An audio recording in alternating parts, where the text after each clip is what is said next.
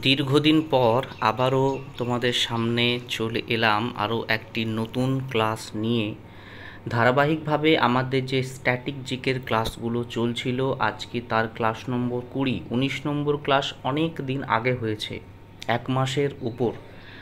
আর দীর্ঘদিন বিভিন্ন ব্যস্ততা, ভোট পর্ব গেল বা এখনও চলছে, তো অনেক কর্মব্যস্ততার পর ফাইনালি গিয়ে একটু ব্রেক পেলাম যাতে ইউটিউবে ভিডিও নিয়ে আসতে পারি। তোমাদের এক্সামিনেশনের ডেট এখনও অবধি কোনো রকম ফিক্সড নেই। ভোট পর্ব শেষ হলে তারপর কোনো আলোচনা হবে, তারপর এক্সামের ডেট ঠিক হবে। তাই চিন্তা করার কোনো কারণ নেই। যারা ধারাবাহিকভাবে পড়াশোনা করছো তারা করতে থাকো। এবং আমি তোমাদেরকে বলেছিলাম যে স্ট্যাটিক জিকে যেটা, এটা বিভিন্ন বইতে ভালো দেওয়া থাকে না, তাই আমার দায়িত্ব এটা করিয়ে দেওয়া। তার সঙ্গে আমি কারেন্ট অ্যাফেয়ার্স করিয়ে দেবো বলেছিলাম। তো কারেন্ট অ্যাফেয়ার্সটা আমি এক জায়গায় দিয়ে দেবো পরীক্ষার সময়, যাতে মোস্ট ইম্পর্ট্যান্টগুলো দিতে পারি এবং যেগুলো পরীক্ষাতে আসার সম্ভাবনা থাকে। তাছাড়াও তুমি দেখবে বা তোমরা দেখবে যে আমি কমিউনিটিতে একটা করে কারেন্ট অ্যাফেয়ার্সের কোশ্চেন এখন দিচ্ছি, একটা করে কারেন্ট অ্যাফেয়ার্সের কোশ্চেন দিচ্ছি। আর সেখানে তোমরা 4টে অপশন পাচ্ছ, 1 2 3 4 করে, এবং সেখানে সঠিক উত্তরটা তোমরা মার্ক করার চেষ্টা করবে।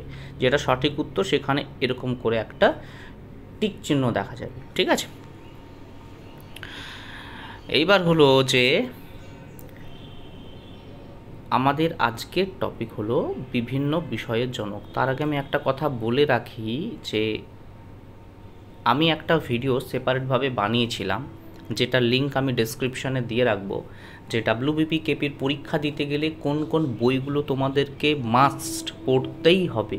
ওই সমস্ত বইগুলো পড়লে পাশ করার সম্ভাবনা 99 থেকে 100% আমি বলছি। কারণ এখন আবার এমনও হয়েছে যে দেখো, প্রশ্ন তো আর আকাশ থেকে আসবে না, পাতাল থেকে আসবে না।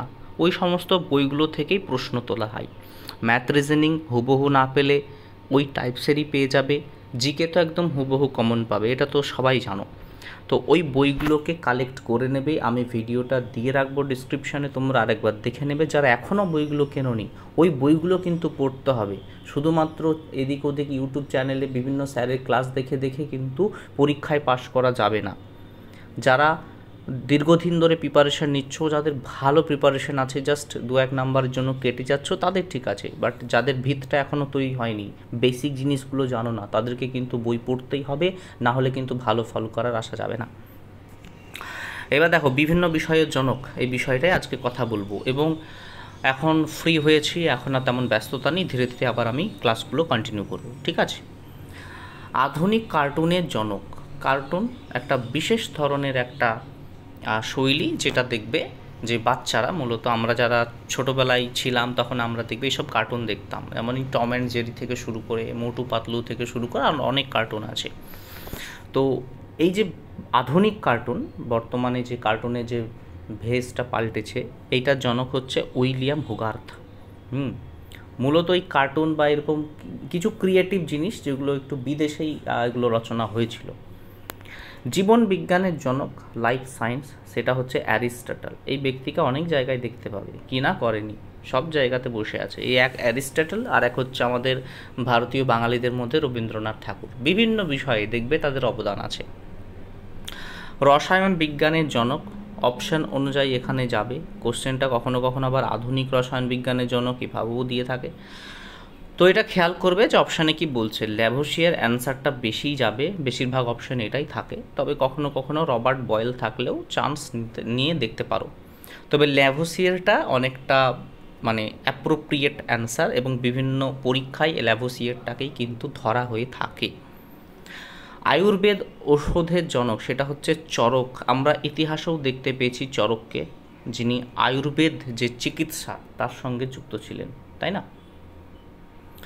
এবার তোমরা কমেন্টে লিখো তো, এই চরককে আমরা কোন রাজবংশে দেখতে পাই, মানে কোন রাজার শাসনকালে তার রাজবংশে এই চরককে আমরা দেখতে পাই। এইটা তোমরা একটু কমেন্ট করে জানাবে। যারা যারা ইতিহাসের প্রাচীন যুগটা মূলত পড়েছো এবং প্রাচীন যুগে যে সকল সম্রাটগুলো ছিল তাদেরকে যারা মোটামুটি জেনেছো, নিশ্চয়ই তারা বলতে পারবে যে চরক কোন রাজার শাসনাধীনে ছিলেন।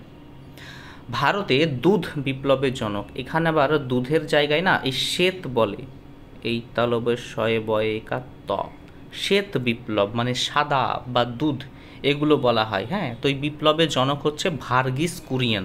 এটা হচ্ছে ভারতের নিরিখে ভার্গিস কুরিয়েন।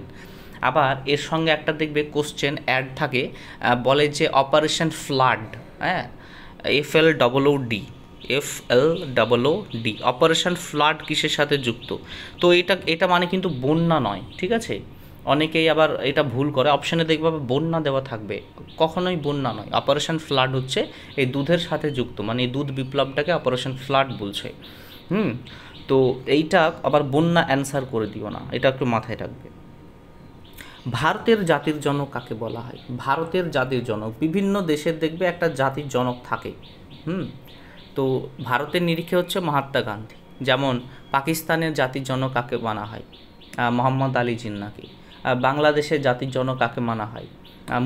শেখ মুজিবুর রহমানকে। এরকম দেখবে বিভিন্ন দেশের জাতির জনক আছে, সেরকম আমাদের ভারতের হচ্ছে মহাত্মা গান্ধী। অর্থনীতির জনক বিশ্ববিখ্যাত অ্যাডাম স্মিথ, অর্থনীতির জনক।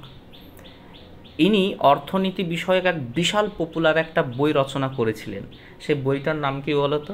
সেটা হচ্ছে wealth of Nations. Wealth of Nations, wealth of Nations, এইটা হচ্ছে অ্যাডাম স্মিথের লেখা, অর্থনীতির উপর সারা বিশ্বে সাড়া জোগানো একটা বই, খুবই গুরুত্বপূর্ণ বই। পরীক্ষাতে এটাও মাঝে মাঝে দিয়ে থাকে, ওয়েলথ অফ নেশনস বইটা রচয়িতাকে। ঠিক আছে। অ্যাটম বোমা এর জনককে? ওপেনহাইমার। রিসেন্টলি তোমরা হলিউডে দেখতে পারবে যে ওপেনহাইমার কিন্তু এই একটা সিনেমা বেরিয়েছে, যেটা বিভিন্ন বড় বড় অ্যাওয়ার্ড জিতে ফেলেছে এই ওপেনহাইমার সিনেমাটা।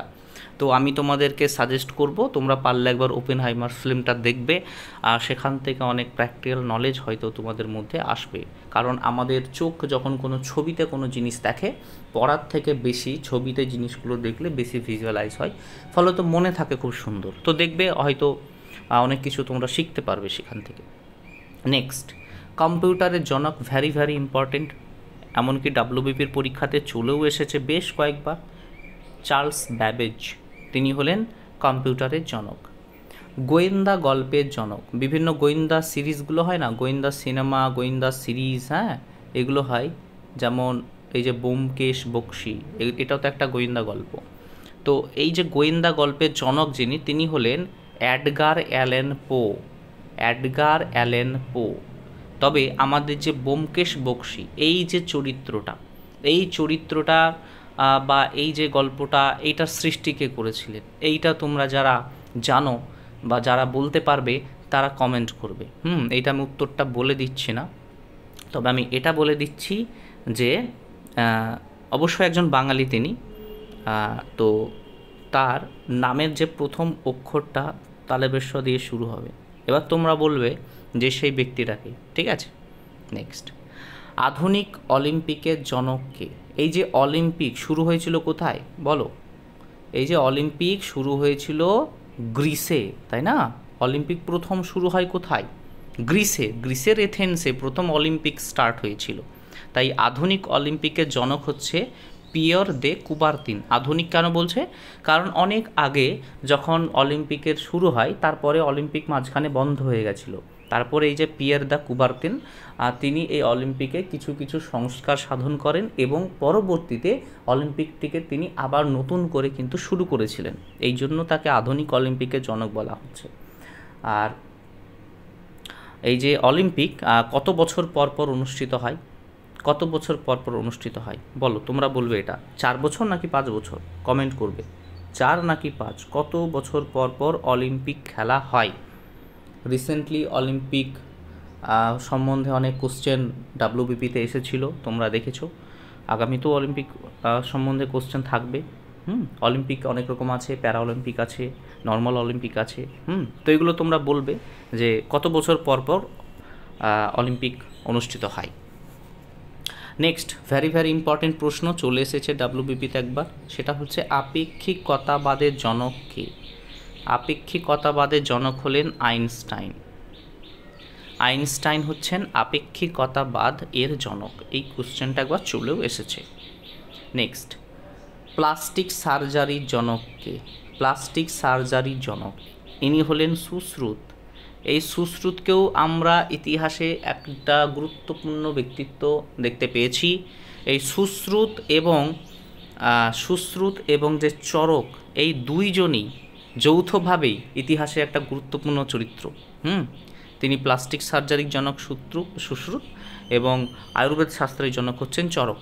এই দুজনকে আমি কোশ্চেন করলাম না যে চরক কোন রাজবংশে ছিল, তো এই চরকের সাথে কিন্তু সুশ্রুতও ছিল। তো ওই চরককে খুঁজতে পারলে সুশ্রুতকেও খুঁজে ফেলবে, আবার এদিকে সুশ্রুতকে খুঁজতে পারলে চরককে খুঁজে ফেলবে। তো তোমাদের ক্ষেত্রে আরও সহজ হয়ে গেল বিষয়টা খোঁজার ক্ষেত্রে। তো খুঁজে বলবে কমেন্টে যে কোন রাজবংশে। ভারতীয় চলচ্চিত্রের জনককে, ভারতীয় চলচ্চিত্র মানে আমাদের যে ইন্ডিয়ান ফিল্ম ইন্ডাস্ট্রি যে শুরু হয়েছিল তার হাত ধরে, সেটা হচ্ছে দাদা সাহেব ফালকে। দেখবে আমাদের ভারতে না, দেখবে ফিল্মের যেটা সব থেকে বড় পুরস্কার দেওয়া হয়, ভারতে নিরিখে বলছি, সারা বিশ্বে তো অস্কার দেওয়া হয় আমেরিকা থেকে, কিন্তু ওটা বলছি না, ভারতে হচ্ছে সব থেকে বড় ফিল্মের পুরস্কার হচ্ছে দাদা সাহেব ফালকে পুরস্কার। তো এই দাদা সাহেব ফালকেটা হচ্ছেন ইনি যার হাত ধরে ভারতীয় চলচ্চিত্রের সূচনা হয়েছিল, তাই তার নাম অনুসারে সব থেকে বড় ফিল্ম অ্যাওয়ার্ডটা ভারতে দেওয়া হয়।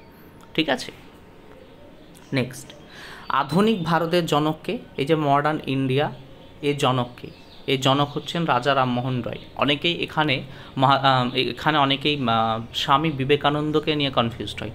স্বামী বিবেকানন্দ হচ্ছেন যে যুব শক্তির জনক বা যুব সমাজে এক যে নতুন বিপ্লব এনেছিলেন বিবেকানন্দ তার যা চিন্তাধারার দ্বারা, সেটার জনক হচ্ছেন তিনি। বাট আধুনিক ভারত যেটা মডার্ন ইন্ডিয়ার সূচনা করেন যার হাত ধরে হয়, সেটা হচ্ছেন রাজা রামমোহন রায়। মানে বলা হয় যে তিনি বাংলায় প্রথম নবজাগরণের সূচনা করেছিলেন। এই জন্যই তাকে আধুনিক ভারতের জনক বলা হচ্ছে। এবং মনে রাখবে এই রাজা রামমোহন রায় হচ্ছেন প্রথম ব্যক্তি যিনি বিলেত যাত্রা করেন। এই প্রশ্নটাও এসেছিল পরীক্ষায়, বিলেত যাত্রা মানে কি, মানে তিনি প্রথম ইংল্যান্ডে গিয়েছিলেন। ইংল্যান্ডে প্রথম তিনি ভারতের একজন মানে ভারতীয় রাজার একজন একজন স্পেশাল খাস ব্যক্তি হিসেবে তিনি ইংল্যান্ডে গিয়েছিলেন, রাজা রামমোহন রায়। এবং এই যে রাজা উপাধিটা, এই রাজা উপাধিটা একজন মুঘল সম্রাট তাকে দিয়েছিল। কি নাম সেই মুঘল সম্রাটের? সেই মুঘল সম্রাটের নামটা কি, যিনি রামমোহন রায়কে রাজা উপাধি দিয়েছিলেন? বলো, তোমরা বলবে এটা। বাংলা গদ্যের জনক, বাংলা গদ্যের জনক হচ্ছেন ভেরি ভেরি ইম্পর্ট্যান্ট, এটাও একবার পরীক্ষায় চলে এসেছে, সেটা হচ্ছে ঈশ্বরচন্দ্র বিদ্যাসাগর। এনার সঙ্গেও আবার জড়িত আছে একটা কথা, যে এনাকে বলা হয় না ঐতিহ্যবাদী আধুনিকতাবাদী। ঐতিহ্যবাদী আধুনিকতাবাদী হচ্ছেন ঈশ্বরচন্দ্র বিদ্যাসাগর, আর আধুনিক ভারতের জনক রাজা রামমোহন রায়। ভুল করা যাবে না, এক্সাইজ কনস্টেবলে বা এসআইয়ে এই প্রশ্নটা এসেছিল, ওই জন্য আমি বারবার আলোচনা করে দিচ্ছি। আর এই প্রশ্ন বারবার আসে এবং ঠিক ওই জায়গাতে ভুল হয়। হ্যাঁ, হয় বিদ্যাসাগর নয় বিবেকানন্দ নয় রামমোহন রায়, অপশানে থাকবেই থাকবে, আর ভুলটা হবেই হবে। তাই খুব সাবধানে উত্তরগুলো করতে হবে। নেক্সট, ভারতের মহাকাশ বিজ্ঞানের জনককে, সেটা হচ্ছে বিক্রম সারাভাই। বিক্রম সারাভাইকে ভারতের মহাকাশ বিজ্ঞানের জনক বলা হয়। এই কটা জনকের নাম আমি আপাতত VVI দিয়ে করিয়ে দিচ্ছি। এবং এগুলোই কি যথেষ্ট? না, আরও অনেক জনক আছে, কিন্তু সেগুলো কি করব, আমি তো আমার মাথায় ধীরে ধীরে টপিকগুলোকে সাজিয়ে নিয়েছি যে এই টপিকের ক্লাসটা দেবো, এই টপিকের ক্লাসটা দেবো। তো আমি পরপর যখন ক্লাস দেবো তখন দেখবে বিভিন্ন বিষয় জনকগুলো না আমি এক এক করে নিয়ে চলে আসবো। যেমন এই যে আমি শ্বেত বিপ্লবের জনক একটাই করালাম, এরকম কিন্তু সবুজ বিপ্লবের আছে, রূপালী বিপ্লবের আছে, অনেক রকম বিপ্লব আছে। তো সবগুলো আমি একটা লিস্ট করব, সেই লিস্টের মাধ্যমে আমি সমস্ত বিপ্লবের জনকগুলোকে বলে দেবো। তো এখন হচ্ছে যে জনক তো আর কোনো একটা পার্টিকুলার ক্ষেত্রে হয় না, বিভিন্ন বিষয় আছে। তো যেরকম বিষয় আছে সেরকম টপিক ওয়াইজ ধরে ধরে আমি কভার করে দেবো। ঠিক আছে, কোনো চিন্তা করার বিষয় নেই। আবারও আমি ক্লাসটা শেষ করার আগে একটাই কথা বলছি, স্ট্যাটিক জিকে আমি শেষ করে দেবো তোমাদের ধীরে ধীরে টপিক ওয়াইজ। তোমরা ক্লাসগুলো দেখবে এবং খাতায় নোট করে রাখবে। 2 নম্বর কথা, কারেন্ট অ্যাফেয়ার্সটাও আমি শেষ করব। কেন এগুলো করে দিচ্ছি? কারণ এগুলো তোমাদেরকে খুঁজে পড়তে হয়। কারেন্ট অ্যাফেয়ার্স কোথায় খুঁজতে যাবে, ইম্পর্টেন্ট হবে কি হবে না, পরীক্ষা আসবে কি আসবে না, সমস্যা। স্ট্যাটিক জিকে বই তো ভালো থাকে না, থাকলেও এক জায়গায় গুছিয়ে থাকবে না, তাই আমি করে দিচ্ছি। এবং যেগুলো হচ্ছে নর্মাল যেসব জিকে মানে হচ্ছে ইতিহাস, ভূগোল, বিজ্ঞান, পলিটি, ইকোনমি, এগুলো যেগুলো আছে, এবং ম্যাথ, রিজনিং, ইংলিশ, এইগুলো তোমাদেরকে কিন্তু বই থেকেই পড়তে হবে। বই থেকে পড়বে তবেই ভালো স্কোরের আশা করবে, কারণ যাদের ভিত নরম তাদেরকে বই পড়তেই হবে। আমি বারবার বলছি যে যতই কোচিং সেন্টারে পড়ো, যতই কোনো সিনিয়র দাদার কাছে গাইড নাও, যা ইচ্ছা করে নাও, বইয়ের বিকল্প হয় না। এই কথাটা আমি 100 বারে 100 বারই বলব। বইয়ের কোনো বিকল্প নেই। বই পড়ো, তবে গিয়েই কমপ্লিট নলেজ আসবে, তবে গিয়েই ভালো পরীক্ষা অ্যান্সার করতে পারবে।